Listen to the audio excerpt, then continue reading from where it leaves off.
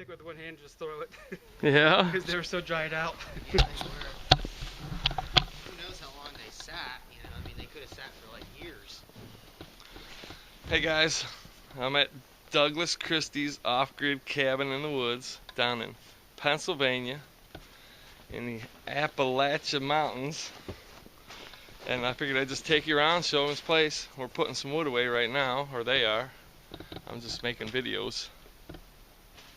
But really just gonna walk you around and let you see how they do things and just show you the cabin and stuff.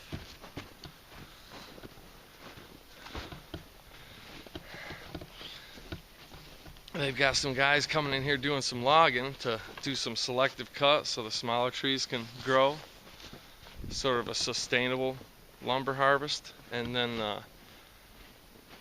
he's going around and just picking some old dead trees and leftover remnants and using that for firewood. And this guy here is helping him get it all cut up and stuff and piled up over here. And he's keeping it all separated. What'd you say you think you need for this for the winter? 4 cords of hardwood and at least 1 cord of softwood. 4 cords of hardwood and 1 cord of softwood. Cut an ash tree. So that's what this is. 1 ash. Well, I think it's 1 or 2 ash trees. I'm not sure. But there's a bunch of ash. And then he's got a small pile of pine and a pile of oak. And then up beside the house is softwood like poplar. Plus he's got a big pile over there for small kindling and stuff for getting the fire started. And then this is just another pile of, I think, pine or something. This goes back, and it's all surrounded by state forest.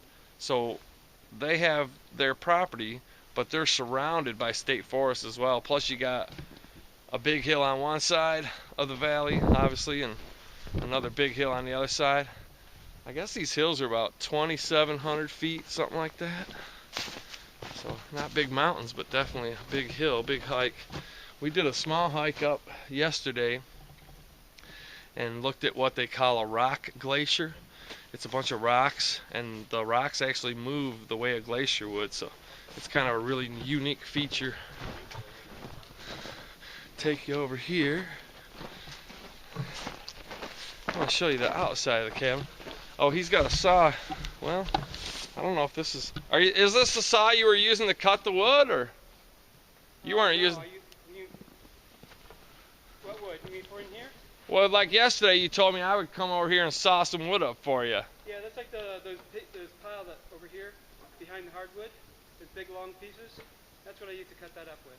You use this? Yeah, that's all right there. So what do you run that off of? My generator. Oh, that runs off the generator? It's right behind the cabin. Oh, okay. So yeah, he's got this big crosscut saw or whatever. I can't even think what it's called now. Radial arm saw. And well, actually no, that's not radial arm, but anyway, it's a saw for cutting wood and stuff. But that's not running off the solar. He's got a generator for that back here somewhere. And then here's his propane. He's got this one. I think he said this will last him, I'll have to find out, but he's got the big tank, and the small tank is a backup when the big tank goes. But he really doesn't use a lot of propane. He mainly just uses that at night on low in case the wood stove runs out in the night. That way when he wakes up it's not, 20 degrees. It's still warm enough for him to get the fire going again. And he had a hose where he gets water from the creek, and the water flows naturally from the creek through this pipe, right? Yes. You don't have no pump or nothing. Gravity fed. Yeah, gravity fed. So there's a creek way off in the distance, like 100 yards over that way, if you're not blinded by the sun. And then he's got a black hose that runs all the way from the creek right here behind the house so he can get fresh water. And I mean, the water out of the creek is pretty nice and clean. It's got good green algae in it and stuff. So, but I think he said he just uses that for cleaning and actually What do you do for drinking water? Do you filter that water, or do you just get drinking water? Drinking water right now, I'm getting at Kevin's house as well. But next month I'm getting a, whoa. Next I month almost fell. I'm going to get a platypus filter. It's one of these things you pour the water in here, and it hangs from here, goes through filter, and then gravity feeds up to this filter. Then when it comes out of this one, you can drink it. Oh. It's a platypus. You have to look it up online. Okay. You can see it on Amazon. Oh, okay. I'm not familiar with it, but I'm sure a lot of you guys out there probably are. It takes the cyst out of the water. Takes the cysts out. The Giardia cyst out of the water. Oh, okay. That's the only real problem I had here with the water. Is the Giardia? Yeah. And we don't know which streams have and which streams don't, so it's just better to be safe than sorry. Gotcha. Alright. Well, I think I'll run you guys inside real quick. Just to show you. Is it okay to show them the inside? You probably too dark in there. Yeah, I'll see, and if Okay. it's not, I'll just come back out. I'm gonna turn you guys around though. You just have to hold on.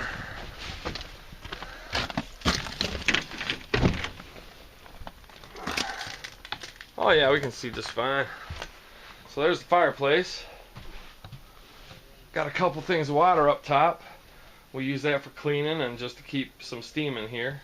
Here's the heater. This is a propane heater, and it's got 3 of these heat cells, and he usually just keeps the one on, and then at night sometimes he'll put 2 or 3, just depending on the situation.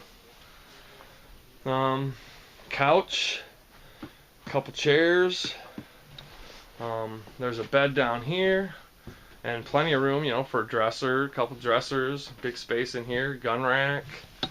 Up there's a loft. There's a bed up there, and here's one of the lights. This isn't the light we were using though. This looks like fluorescent.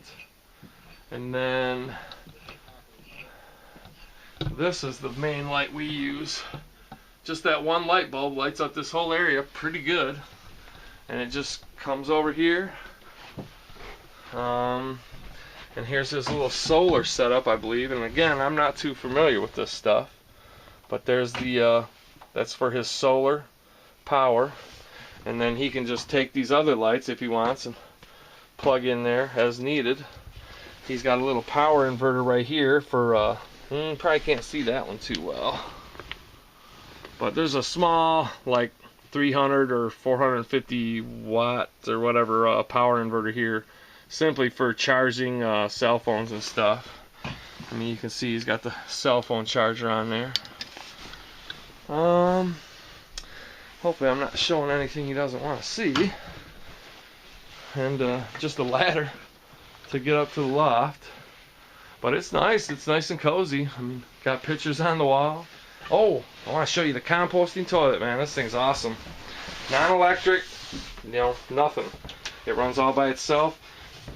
You just do your business, and then you take a cup of this peat moss, which you can buy, I guess, from the company. I'm not sure, but it says it's peat moss. And it's even got the directions right there on the toilet lid. Every couple days or something, I'm not sure, you come along and pull this handle out and just turn it. I think it's 4 to 6 times, and that just rotates just like a compost tumbler. All the feces and peat moss and toilet paper, and you bring it back around. I did it wrong last time, but you gotta get it around. Where is it? There it is. Get it around. Yeah, you probably can't see that, but there's a little opening there. You just gotta line it up. You'll probably have to come back in and fix it again, because I did it earlier and I didn't do it right. But it's pretty simple, pretty straightforward. Turn that 4 to 6 times and everything gets composted, all natural. No waste, no energy used. He's got a small little buddy heater for the bathroom if he needs it. And for cleaning up, well, like I said, we just use the water in these pots, which pretty much stays hot all the time unless we don't have the fire going, which it's probably pretty well out. Yeah, it's out. And then close this. I'm sitting letting all the heat out, but I had to get some light in there so you can see what's going on. Go around back here.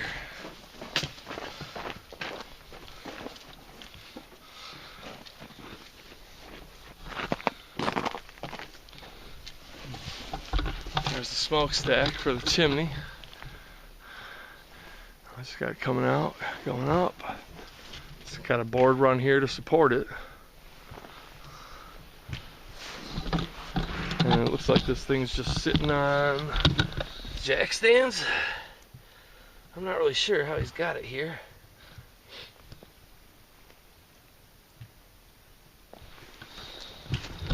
Go around and I want to take you guys down to the creek. It's really about the cabin, but it's just a really nice area. Lots of deer and wildlife in here. There was some grouse. I saw some grouse feathers yesterday. I guess there's bobcats, bears, all kinds of wildlife here. They're chopping up some wood here. Black bears.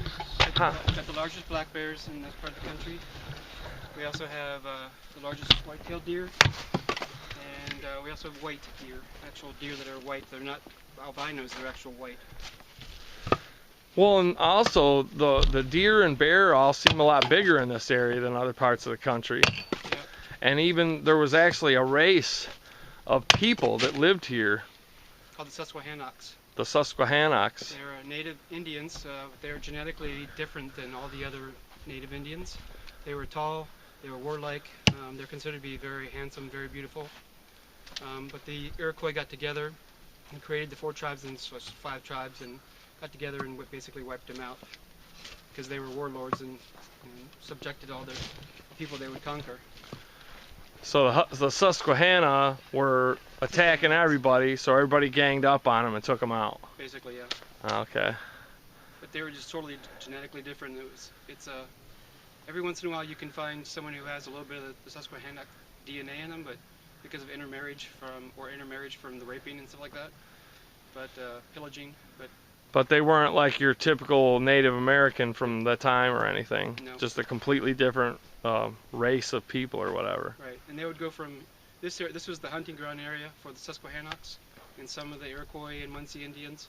And they'd spend the summer here. No, they'd spend the spring here, and they would go out to New Jersey shore to the ocean and get fish there, and they would come back here in the fall, and they would hunt again, and then when the game ran out or got too cold, then they would go pillage, and that was their yearly cycle.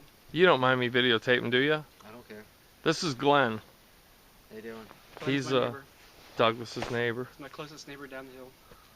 Help him out as much as I can. Well, I wanted to ask you, how long does that propane last? That big tank? The big tank lasts, if I use it full blast, it'll last 3 days. If I use it just like one of those ceramic panels, I can get it to last a week. And what do you normally do with that? How do you normally operate that propane? At nighttime, I usually turn it on full blast, or 2 bricks or 3 bricks, depending on how cold it is. Because that way, if I fall asleep and don't get up and stoke the fire, add wood to the fire, it won't be like 40 degrees in the cabin when I wake up. So you said 3 days to a week? Yeah. Off of that, well, what is that? It's a 40-pound tank. And what's that cost? That costs $16 every time I fill up. But that's at the Amish store. If I went down to the English, it'd probably be more like 20 bucks. Really? Yeah. Why less expensive at the Amish? Because that's what they charge each other. Oh, okay. It's the Amish price. Oh, okay. But it's at the Amish hardware store, and I've gotten to know them and be friends with them, and they charge me the Amish prices. Oh, so they would charge outsider a normal price. Probably, yeah. But since they know you. But when you kind of live in a community like this, they all help you out, and actually you get pretty good deals because you're actually with Ilm Sport and stuff. So they pretty much just they'll give you the price that they give everyone else. Oh, okay. But just someone that just comes out of the city and just moves in here, they're going to charge them full price for everything. Oh, okay. But if you live around here, they get to know you and they start giving you the normal price. Yep. Right. Oh, okay. That's That's also interesting. where I get my eggs during the wintertime. And pastries, as you know, pastries and cookies and The stuff is down there, but it's I go there at least once a week to buy something for the cabin. Big Amish country, and also Mennonites, right? There's Mennonites here too, yeah. And there's actually a difference between the two. One drives a gray cart and one drives a black cart. Yep. A black cart that's squared and a gray cart that's rounded. Oh, okay. I'm down to the creek, and I figured I'd show you where that water feed comes in. I mean, right here is the what is it? The well pipe. Rail pipe. Well pipe. And it's just laying on the top of the ground. I think it's about, you said about 100 yards or something? 300 yards. Oh, 300 yards? Yeah. Oh, I thought you said 300 feet. Okay, so that's a pretty good distance. And we're just going to walk down the creek and show you where it comes in. And this is all gravity fed. He gets water all that distance to his house with no equipment other than water and a piece of tube. That's it. So let's go on down. You'll get the chance to see the outdoors and stuff, and get to learn a little bit about how he gets fresh water to his house. Because the other option would be taking like 5-gallon buckets and walking 300 yards every day. So this is a dry creek bed right here, which the original people back in the 1600s, they had a milk house, and they also used this to water the farm animals at the barn that used to be over there. And so I have the well pipe going this way, and about maybe 50 feet up from here, it actually goes into the dry bed right here, and then follows the dry bed up to the creek itself.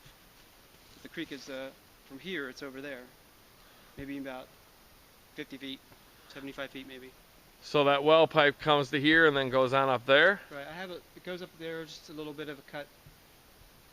But yeah, right about maybe 20 feet back, I have it going up here, so then maybe, like I said, 50 feet it goes into the dry bed right here. This will get wet when there's heavy rains and also in the springtime. Oh, okay. So is the water source up there, or is it over here by the main creek? This is the creek that I get the water from, but it goes from here up in the dry creek and then will eventually go into this creek. This creek likes to meander back and forth, so up there it's in on the property more.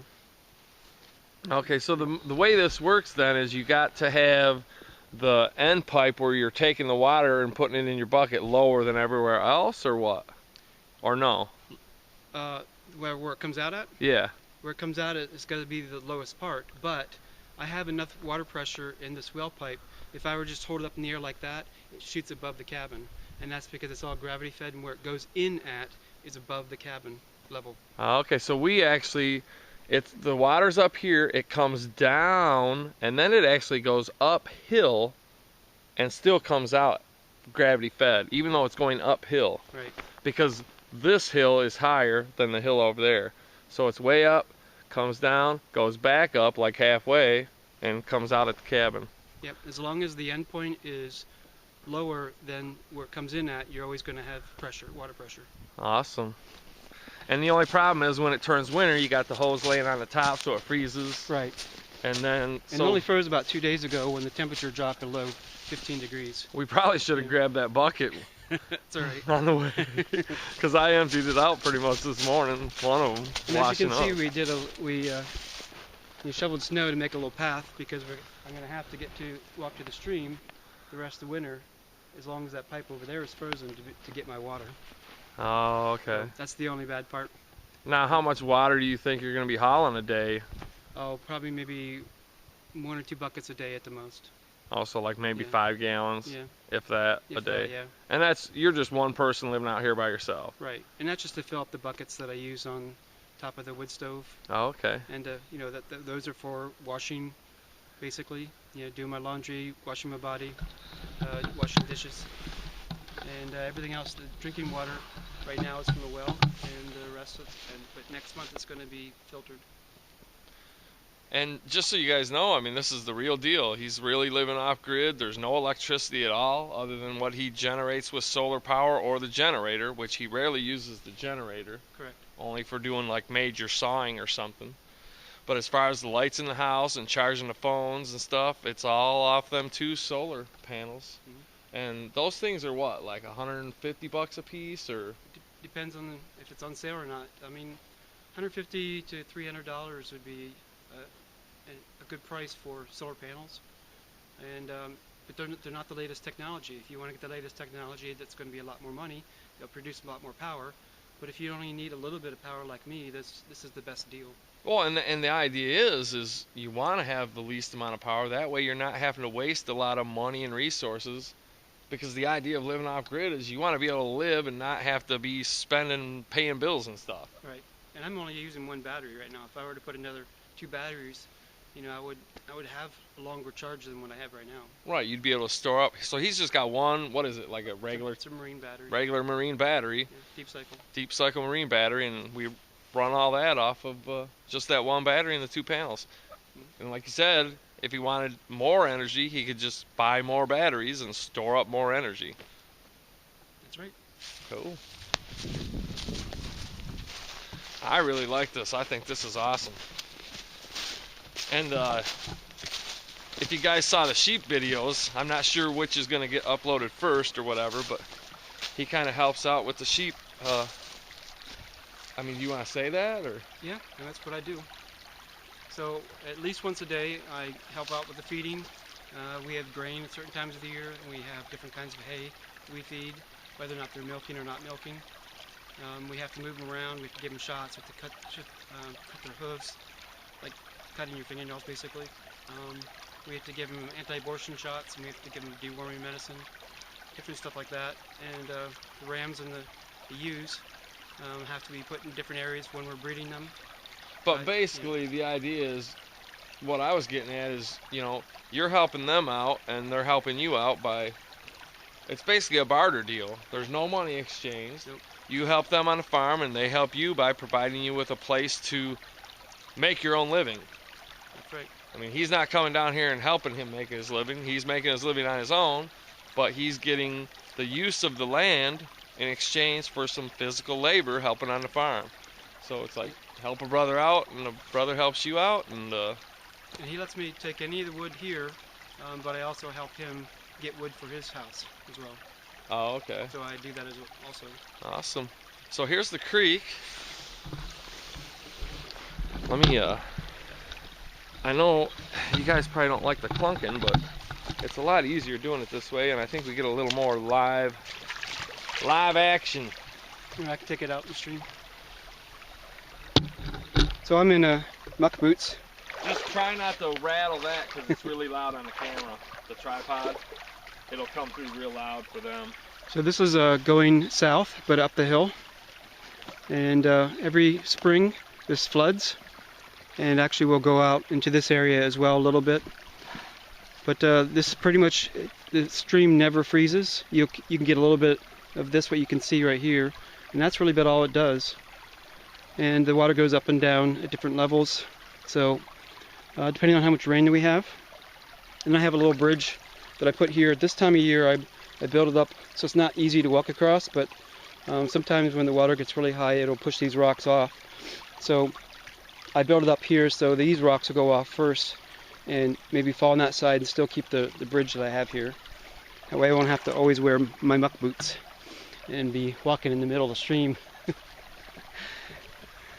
And there's Rosa. I didn't even hear what you said about I heard muck boots, and that's all I heard. I'll give you the camera back. All right, well, I think we'll wrap that one up. I'm trying to keep the videos kind of short because I'm running them on 60 frames a second, so the file size is kind of big, but it should give you a better quality video with all the motion. Yep, this stream is always at least a foot deep. This is always at least a foot deep? Yeah. It looks clean. I mean, it looks like you could drink it. There's green algae. It looks really good. There's even trout in here, native brook trout. Yep. And there's crawdads. Crawdads. I saw a dead crawdad up there. We've got raccoons that come up and down us every night. Well, yeah, that probably was what ate that crawdad I saw. And the bobcats, you name it, man. It's the real deal. And the bears. And the bears. And big black bears, the biggest black bears. It was the fifth biggest black bear was found up on this property in here, just north of the mountain up here. That's the fifth biggest black bear, period, in the world. Yeah. Right here in these hills, fifth biggest black bear, and that's pretty recent. And this is where he lives. in a little off-grid cabin. But I've never ever seen the bears. But I've seen their dens and stuff, but I've never actually seen the bears. Oh, okay. And I'm out here all the time, constantly. And even before I was living here, I was out here camping and hiking all the time, constantly. Nah, I didn't see any bear sign, but I believe Little they're mouse here. trail underneath the snow. This is where the state forest starts, where this big fence is. And the mouse, he can just go right through the fence. But this is all open for what, hunting and foraging and all that stuff. And it goes. The Appalachian Trail's over there somewhere. So you could pretty much walk out the back door and go all the way to Maine or all the way down to Georgia from right here. Yep. Right outside your back door. And in Pennsylvania, on state forest land, you can camp for a single night. And during most of the year, you can also do campfires. So if you want to go camping, you don't have to get a permit unless you're going to stay more than one night. Okay. So Yeah. it's great for people who are hiking. Yeah, because I think in Michigan you need to have that free permit regardless. But and there's like a 2-week, 14-day limit, I think, in Michigan. But that's kind of cool, you know, if you're a hiker, you know, you're gonna be stopping every night to camp. You don't want to have to be filling out a card for every spot you go. Here, if you're just staying overnight, don't need no card or nothing.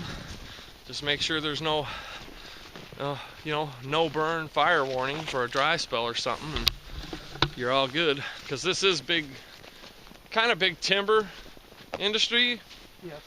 forestry. Back in the turn of the century, the 1900s, Williamsport, which is the city over the mountain over there, that was the lumber capital of the world. And there were more millionaires per capita in there than there was anywhere else in the world.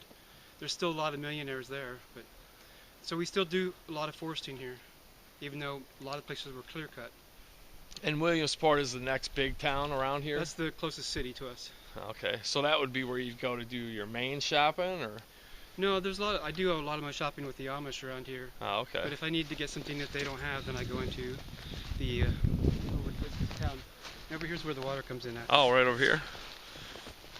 Yeah, we only walked maybe 100 feet or so from the last location where we were standing at the creek. Lots of mountain laurel here and rhododendron. Really odd. I've never seen that because it don't grow in Michigan. I mean, we have rhododendrons in our flower bed in the yard, but we bought those and planted them there, and they're tiny. But the rhododendrons here, they get big like a tall shrub or small tree. Alright, so right here you can kind of sort of see that there's a little white box with some stones on it. And it also, there's a bridge here also.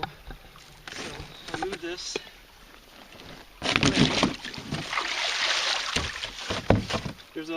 I built this little bridge right here. Oh, I see it down in there. And the pipe goes underneath the bridge.